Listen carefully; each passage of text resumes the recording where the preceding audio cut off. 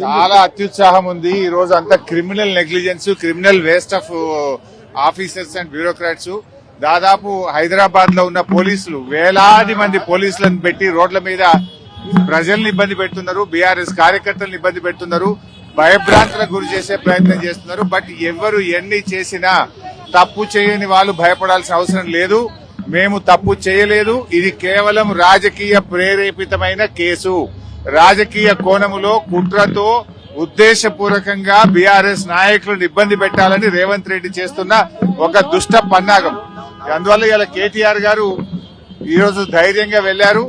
ఉల్టా వాళ్ళని అడుగుతారు. ఎందుకంటే అనేక కేసుల్లో బీఆర్ఎస్ పార్టీ నాయకుల మీద దుష్ప్రచారం జరిగింది. ఆ రోజు ఎందుకు కేసులు పెట్టలేదు?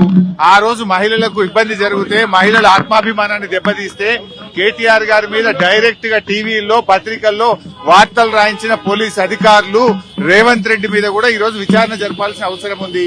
అన్ని విషయాలు కూడా బయటకు రావాలి. కావాలని రిటైర్మెంట్ కు దగ్గరగా ఉన్న అధికారులను సిట్ లో పెట్టి, రిటైర్మెంట్ కు దగ్గరగా ఉన్న అధికారులను ఉపయోగించి ఇవాళ మా మీద రకరకాల ప్రయత్నాలు చేస్తున్నారు.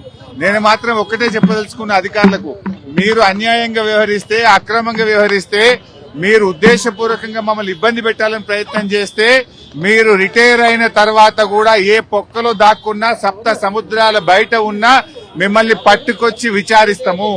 ఎవరిని వదిలిపెట్టే ప్రశ్నే లేదు.